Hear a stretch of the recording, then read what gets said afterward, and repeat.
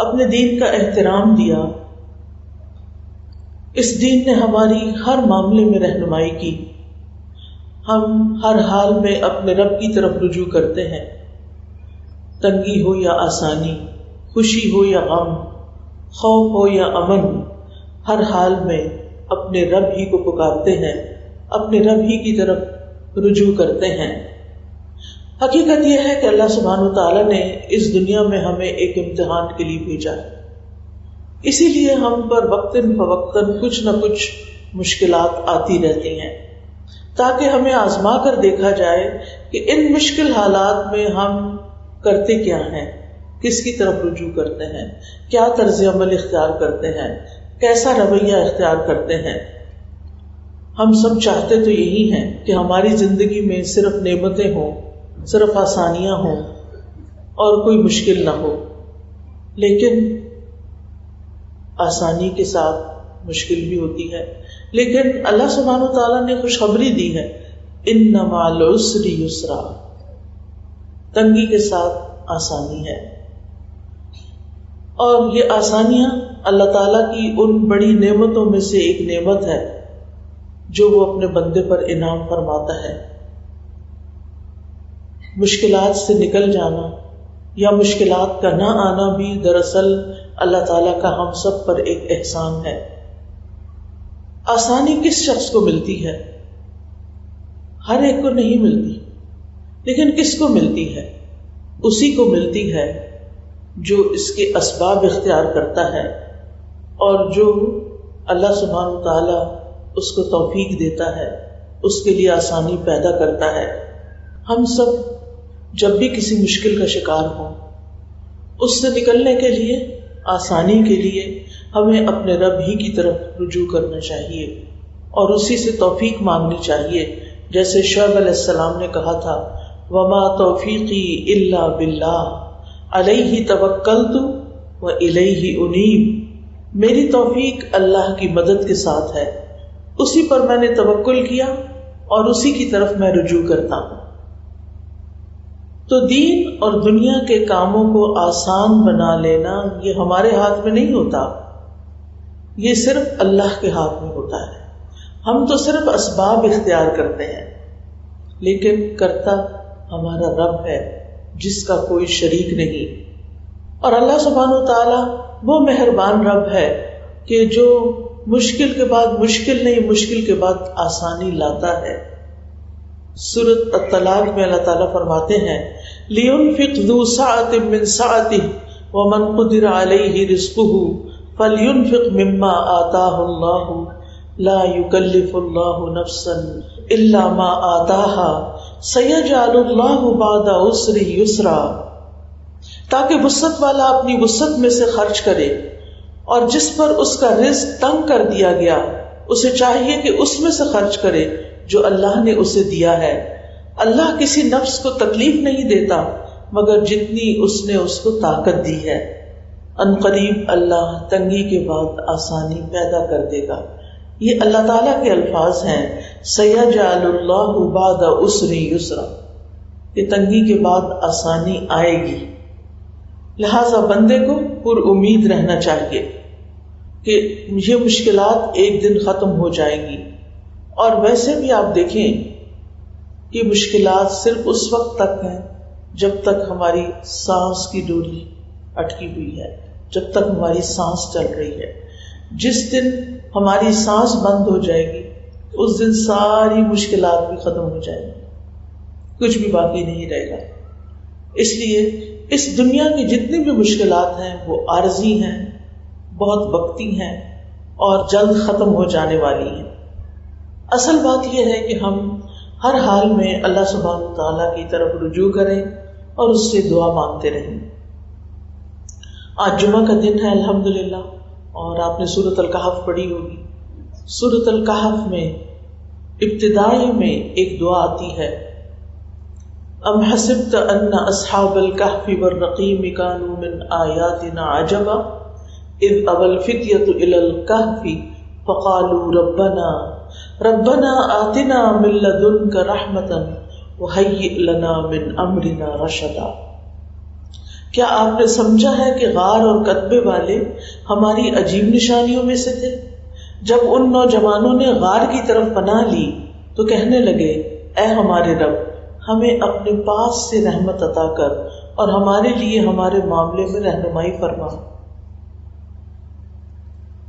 ان آیات میں دراصل اللہ تعالیٰ نے کہف یعنی غار والوں کا قصہ بیان کیا ہے۔ یہ کچھ نوجوان مسلمان تھے اور ان کے ساتھ ایک کتا تھا۔ ان کے ملک کا بادشاہ بت پرست تھا، لوگوں کو زبردستی بت پرستی پہ مجبور کرتا تھا۔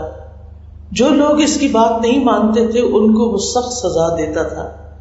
ان نوجوانوں نے اس کا انکار کر دیا اور اپنے دین ایمان کی حفاظت کی خاطر اپنا شہر چھوڑ دیا اور جا کر ایک غار میں پناہ لے لی۔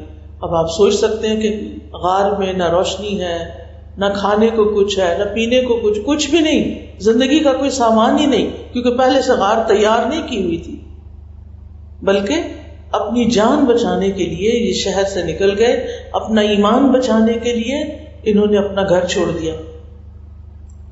اور وہاں جا کر کیا کیا؟ جب کچھ بھی نہیں تو کیا کیا؟ دعا کی۔ جب سارے سہارے کٹ جاتے ہیں نا، سارے اپنے بھی ساتھ چھوڑ دیتے ہیں، ڈاکٹرز بھی جواب دے دیتے ہیں، اس وقت ایک ہستی آپ کی مدد کر سکتی ہے اور وہ اللہ رب العزت کی ہستی ہے۔ اس لیے کبھی بھی کوئی تکلیف ہو، کوئی مشکل ہو تو کیا کریں؟ دعا کریں۔ سب نے اچھی طرح سن لیا؟ ہر مشکل میں، ہر تنگی میں، ہر تکلیف، ہر پریشانی، ہر غم، ہر دکھ، ہر درد کی دوا دعا میں ہے۔ لیکن عام طور پر ہم اسباب اختیار کرتے رہتے ہیں لیکن دعاؤں میں کمی رہتی ہے۔ جب کوئی شخص میرے پاس آ کے بعض اوقات بہت روتا ہے، بہت پریشان ہوتا ہے، تو میں اس سے یہ سوال کرتی ہوں کہ آپ نے اس پریشانی کے ختم ہونے کے لیے کتنی دعا کی؟ اللہ کے آگے، یعنی جتنا آپ میرے آگے رو رہے ہیں، کیا اتنا بھی اللہ کے آگے آپ روئیں گے؟ تو عموماً جواب نہ میں ہوتا ہے۔ سارے ہیلے وسیلے کر لیے، ایک اللہ ہی کو نہیں پکارا تو مشکل کہاں سے آسان ہو؟ جس در سے مشکل آسان ہونی ہے اس کو کھٹکھٹایا ہی نہیں۔ ہم دعا کو بڑی معمولی چیز سمجھتے ہیں۔ اگر کسی کو کوئی کہے نا کہ تمہیں اگر یہ مشکل ہے، تکلیف ہے تو دعا کرو، کہتے بہت دعائیں کرتے ہیں۔ نہیں، غافل دل سے دعائیں نہیں، اچھے دل سے دعائیں، محبت سے دعا، عاجزی سے، چپکے چپکے، بلند آواز سے، رو کے، سسکیاں لے کے، سجدے میں، قبولیت کے اوقات میں دعا دعا دعا۔ اب یہاں ان کے پاس غار میں کچھ نہیں، لیکن یہ کیا کر رہے ہیں؟ دعا کر رہے ہیں۔ کیا کہتے ہیں کہ اے اللہ، ہمیں اپنے پاس سے، یعنی محض خالصتاً اپنے فضل سے، اپنی جناب سے ہمیں کوئی رحمت جو تو چاہے عطا فرما دے۔ جیسے موسیٰ علیہ السلام نے دعا کی تھی نا، ربی انی لما انزلت الی من خیر فقیر، اے میرے رب، بے شک تو جو بھی بھلائی مجھے عطا کرے، میری طرف نازل کرے، میں اس کا محتاج ہوں، میں ہر خیر کا محتاج ہوں۔ کیا ہم نہیں ہیں؟ ہم بھی تو ہر خیر کے محتاج ہیں نا، ہر ضرورت کی چیز، ہر فائدے کی چیز ہمیں چاہیے۔ تو اللہ تعالیٰ نے ان بچوں کی، جو ینگسٹرز تھے، ان کی دعا قبول کر لی اور ان کے کانوں پر ایک پردہ ڈال دیا، جس کی وجہ سے غار سے باہر کی آواز ان کے کان تک آنا بند ہو گئی، اور اللہ تعالیٰ نے انہیں ایسا سکون دیا کہ وہ دشمنوں سے اس طرح امن میں آ گئے کہ کئی دن یا کئی گھنٹے نہیں، کئی 100 سال سوتے رہے، اور اللہ نے ان کو زندہ بھی رکھا، کیونکہ زندگی کون دیتا ہے؟ اللہ ہی دیتا ہے۔ تو بات یہ ہے کہ اصحاب کہف نے مشکل سے بچنے کے لیے سب سے اہم سبب اختیار کیا، یعنی غار میں پناہ لی، اور سب سے اہم کام کیا، اور وہ ہے دعا کی۔ سبب اختیار کریں، وسیلہ اختیار کریں اور دعا کریں۔ اب اس میں آپ دیکھیے از اول فتیۃ، جب چند نوجوانوں نے پناہ لی. ابا کا مطلب ہوتا ہے کہیں ٹھکانہ پکڑنا، کوئی پناہ لینا، اور فتیہ فتن کی جمع ہے. انسان کی یہ صفت اس حالت میں ہوتی ہے جب وہ اپنی جوانی کے آغاز میں ہوتا ہے، یعنی ٹین ایجرز کہہ لیں آپ. تو یہ بچے کون تھے؟ ٹین ایجرز تھے، لیکن اللہ نے ان کو ہدایت دے دی تھی. تو انہوں نے یہ دعا کی تھی، ربنا آتنا من لدنک رحمہ، کہ اللہ ہمیں اپنے پاس سے رحمت عطا کر، ہمیں دین پر ثابت قدمی عطا کر، ہر شر سے ہماری حفاظت فرما اور ہمیں خیر کی توفیق عطا فرما. تو رحمت میں یعنی جب انسان کہتا نا اللہ اپنی رحمت بھیج، اللہ ہم تیری رحمت کے محتاج ہیں، وہ کیا مانگ رہا ہوتا ہے؟ رحمت میں کیا کیا چیز شامل ہے؟ رحمت ہو جائے تو کیا کچھ ملتا ہے؟ آپ جو کہتے ہیں یا حیو یا قیوم برحمتک استغیث، اے زندہ رکھنے والے خدا، اے قائم رہنے والے، میں تیری رحمت کی فریاد کرتی ہوں کہ اپنی رحمت بھیج. کیا بھیجے؟ یعنی اس وقت کی جو خاص ضرورت ہے وہ پوری ہو جائے. اچھا، رحمت مانگنا زیادہ فائدے کا کیوں ہے؟ کیونکہ بعض اوقات ہم وہ چیز مانگ رہے ہوتے ہیں جو ہمارے فائدے کی نہیں ہوتی، اس وقت اس سے زیادہ کسی اور چیز کی ضرورت ہوتی ہے. لیکن جب ہم اللہ تعالیٰ سے رحمت مانگ لیتے ہیں کہ اللہ تو ہم پہ رحم فرما، اور جو چیز ہمارے حسب حال ہے، ہماری ضرورت ہے، جس سے ہمیں فائدہ ہو سکتا ہے، تو ہمیں وہ عطا کر، چاہے وہ کھانا پینا ہو، چاہے وہ پھر امن و اطمینان ہو، اس میں ضرورت کی ہر چیز شامل ہے. یعنی جب آپ نے رحمت مانگ لی تو اس کا مطلب ہے آپ نے اپنی ضرورت کی ہر چیز مانگ لی، کیونکہ اللہ تعالیٰ تو آپ کو ان سائڈ آؤٹ جانتا ہے، اندر اور باہر سے جانتا ہے، اس کو زیادہ پتا ہے کہ آپ کو کیا چاہیے. تو یہ بڑی خوبصورت دعا ہے، ربنا آتنا من لدنک رحمہ، اللہ اپنے پاس سے رحمت عطا کر، اپنی رحمت عطا کر. یعنی اللہ تعالیٰ سے خاص رحمت کا سوال کیا انہوں نے. مقصد کیا تھا کہ جب رحمت آئے گی تو ہمیں کھانا پینا بھی ملے گا، ہمیں حفاظت بھی ملے گی، اور ہمیں اللہ تعالیٰ کی رحمتیں بھی ڈھانپ لیں گی. وَهَيِّئْ لَنَا مِنْ أَمْرِنَا رَشَدًا، حیّ کا لفظ جو ہے نا یہ تہیئۃ سے ہے. تہیئۃ اس کا مطلب ہوتا ہے کام کو آسان اور سہولت والا بنانا، فیسیلیٹیٹ کرنا، یہاں تک کہ اس کے ساتھ کوئی مشکل یا مشقت نہ ملی ہوئی ہو. تو یہاں انہوں نے دین اور دنیا دونوں کی اصلاح اور دونوں کی خوبصورتی کے بارے میں سوال کیا کہ ہمیں اس کی بہترین چیز عطا ہو، یعنی دین اور دنیا کے جو بہترین چیزیں ہیں وہ ہمیں نصیب ہو. اور رشد کا معنی ہوتا ہے سیدھے راستے کی طرف ہدایت. اس کا اپوزٹ غی ہوتا ہے، غی. تو ان نوجوانوں نے معاملات کی آسانی کے لیے دو اسباب اختیار کیے. ایک تو ایسی جگہ پر بھاگ کر گئے جہاں دشمن نہیں پہنچ سکتے تھے، پھر انہوں نے کسی اور پہ بھروسہ نہیں کیا، نہ اپنی ذات پہ کیا، نہ کسی مخلوق پہ کیا، نہ کسی دیکھی یا اندیکھی مخلوق سے، بلکہ انہوں نے کیا کیا؟ عاجزی اور انکساری کے ساتھ اپنے معاملات کی آسانی کا سوال کیا، اور یہ کرتے رہے. یعنی کوشش کر کے بھاگ کے وہاں پہنچے اور پھر دعا بھی کی، تو اللہ تعالیٰ نے ان کی دعا قبول کر لی اور ان کے لیے معاملات کو آسان فرما دیا. کیا ہوا تھا؟ سورۃ کہف میں یہ واقعہ پڑھا آپ نے؟ اللہ تعالیٰ نے ان کی دعا قبول کی تھی، پھر ان کو کیا ملا تھا؟ ان کو کئی سو سال تک دشمن سے حفاظت ملی، اور پھر جب وہ سو کر اٹھے تو ان کی وجہ سے لوگوں کا ایمان ریوائیو ہو گیا، کیونکہ اس وقت کے بادشاہ کو ایک اور مسئلہ تھا، اور وہ کیا تھا؟ وہ آخرت کو نہیں مانتا تھا.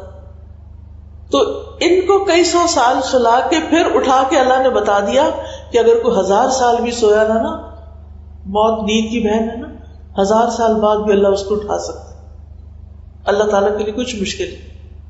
تو اب آپ دیکھیے کہ اللہ سبحانہ و تعالیٰ کو ان کا یہ معاملہ اتنا پسند آیا کہ قیامت تک ان کا قصہ قرآن پاک کی بہترین صورت میں محفوظ ہو گیا، جس کو لاکھوں مسلمان ہر جمعے پڑھتے ہیں. یعنی قرآن مجید کا یہ حصہ باقی تمام حصوں سے زیادہ پڑھا جاتا ہے. اور اس میں آپ دیکھیے کہ اس کے مطلب نہیں کہ باقی قرآن نہیں پڑھتے لوگ، لیکن ایک ہے مہینے میں ایک دفعہ ختم کرنا، تو ہر روز ایک سپارہ پڑھتے. میرے بہنوئی ہیں تو ان کی عادت تھی کہ وہ ہر روز جو سے پہلی چاند کی تاریخ ہو اس کو پہلا سپارہ پڑھتے ہیں.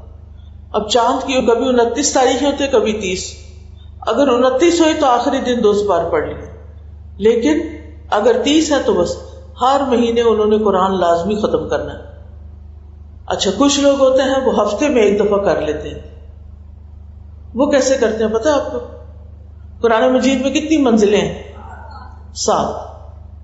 تو وہ ہر روز ایک منزل پڑھتے ہیں. منزل کتنی ہوتی ہے تقریباً؟ منزل میں کتنا قرآن پاک ہوتا ہے؟ ہماری والدہ منزل سے بھی پڑھتی تھی، تقریباً 7 ساڑھے 7 سپارے ہوتے ہیں. منزل سے پڑھنے والے ہر ہفتے قرآن ختم کر لیتے ہیں. پارا پڑھنے والے ہر مہینے قرآن ختم کر لیتے ہیں. 10 سپارے پڑھنے والے ہر 3 دن میں قرآن ختم کر لیتے ہیں. اس سے کم میں منع کیا گیا. اب آپ دیکھیں کہ ہر جمعے جو سورۃ کہف اتنے لوگ پڑھتے ہیں، ان کا قصہ اتنے لوگ دہراتے ہیں ہر جمعے. اللہ تعالیٰ کو ان کی ادا کتنی پسند آئی، کیونکہ انہوں نے اپنے معاملات میں اللہ پہ بھروسہ کیا. ہمارے اندر یہ بھروسہ، یہ توکل کم ہے. ہم کہتے ہیں نہیں یہ کچھ نہیں ہونے والا، پہلے سے ہی سوچ لیتے ہیں کچھ نہیں ہونے والا. حالانکہ دعا تو ایک عبادت ہے، اور اللہ تعالیٰ فرماتے ہیں وَإِذَا سَأَلَكَ عِبَادِي عَنِّي فَإِنِّي قَرِيبٌ أُجِيبُ دَعْوَةَ الدَّاعِ إِذَا دَعَانِ فَلْيَسْتَجِيبُوا لِي وَلْيُؤْمِنُوا بِي لَعَلَّهُمْ يَرْشُدُونَ. جب میرے بندے آپ سے میرے بارے میں سوال کریں، پوچھے کہ ہمارا رب کہاں ہے، تو انہیں بتاؤ فَإِنِّي قَرِيبٌ، میں تو بہت قریب ہوں، دور نہیں ہوں. اس کا مطلب نہیں کہ فزیکلی وہ ہمارے پاس، مطلب علم کے لحاظ سے قریب، ہماری ہر چیز جانتا ہے، ہماری سرگوشیوں تک سے واقف ہے، ہمارے دکھ درد سے واقف ہے. ہمارے جسم میں کوئی درد ہو رہی ہوتی، بخار ہو رہا ہوتا ہے، اللہ تعالیٰ کو ایگزیکٹلی پتا ہے کہ کیا ہو رہا ہوتا ہے اور کیوں ہو رہا ہے. اسے ہماری سب خبر ہے، اور اس کے ساتھ ساتھ اس نے ہمارے آس پاس اور کن کو بٹھایا ہوا ہے؟ فرشتوں کو. ان کا نام کیا ہے؟ کرامن کاتبین. تو بہرحال حال یہی ہے کہ ہمارے ایگزامز ہوں یا جاب کا مسئلہ ہو یا گھر میں کوئی لڑائی فساد دیکھتے ہوں، ان سب چیزوں کے لیے اسباب اختیار کریں، لیکن دعا کی کثرت کر دیں. اب سوال یہ پیدا ہوتا ہے کہ زندگی میں امتحان کیوں آتے ہیں، آزمائشیں کیوں آتی ہیں؟ آپ میں سے کوئی بتائے گا؟ وہ کہہ رہی ہیں گناہوں کی وجہ سے آتی ہیں، اور اللہ تعالیٰ اپنے قریب کرنا چاہتا ہے. اور کیا؟ ہمارا امتحان لینے کے لیے کہ ہم کرتے کیا ہیں، اب بھی اللہ کے بندے ہیں یا نہیں، اور ہمارا ریئیکشن اس وقت ہم ریئیکٹ کیسے کرتے ہیں. درجات کی بلندی کے لیے ماشاءاللہ بہت اچھا. اور آپ تو سب کچھ پڑھے ہوئے، میرے آنے کا تو فائدہ ہی کوئی نہیں. میں تو صرف آپ کو یقین دلانے کے لیے آئی ہوں کہ آپ دعا پر یقین کر لیں کہ دعا فائدہ دیتی ہے، دعا مشکلات کا حل ہے. پتہ سب